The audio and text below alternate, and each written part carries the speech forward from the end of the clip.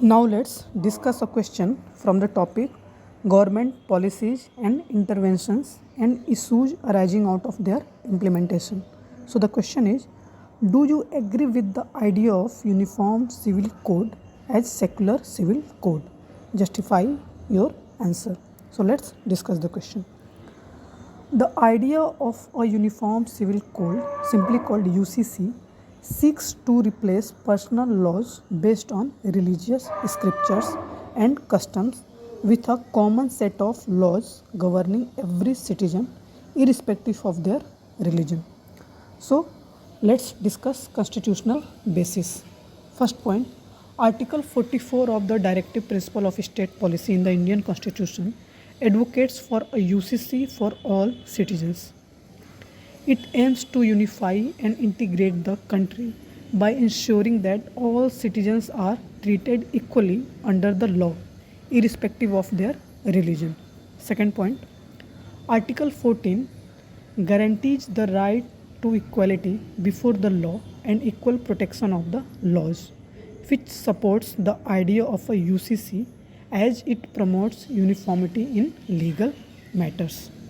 Third point, Article 25 guarantees the freedom of religion, but this freedom is subject to public order, morality, and health, and the other fundamental rights, which suggests that personal laws can be regulated to ensure equality. Now let's talk about arguments in favor of UCC as a secular civil code. First point, secularism and modernity.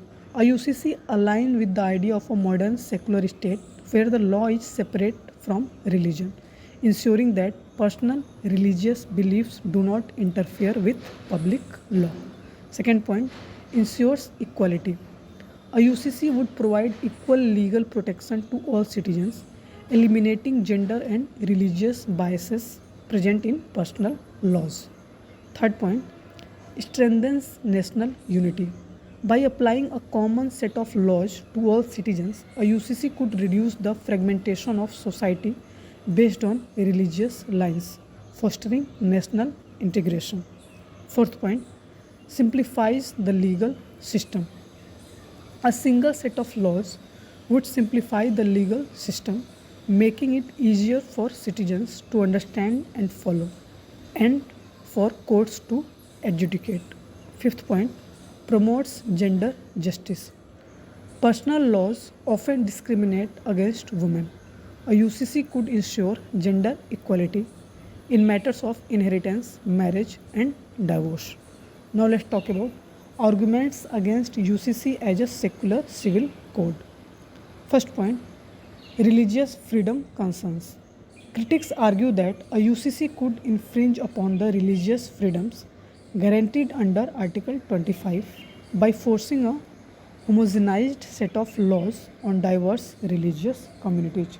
Second point, Hinduization. Hinduization.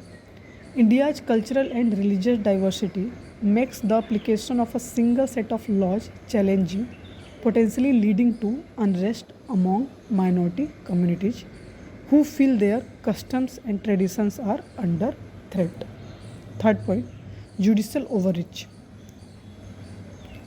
Imposing a UCC might be seen as judicial overreach into the domain of personal laws, which traditionally have been handled by religious body. For example, some Supreme Court judgments like Supreme Court judgment for implementation of UCC. First one, Muhammad Ahmed Khan versus Sahbano Begum judgment in 1985. Sarla Mudgal judgment 1995. Paulo Coutinho versus Maria Luisa Valentina Pereira case 2019. So three judgments are given in the case of UCC by the Supreme Court. One in 1985, another in 1995, third in 2019. The latest one is Paulo Coutinho versus Maria Luisa Valentina Pereira. So let's conclude the whole topic. The UCC should be framed in a manner that balances the principles of secularism and equality with respect for religious freedom, ensuring that it unifies rather than divides the nation. Secular reform within each community can be a viable option. 21st Law Commission had recommended that a UCC is neither necessary nor desirable at this stage.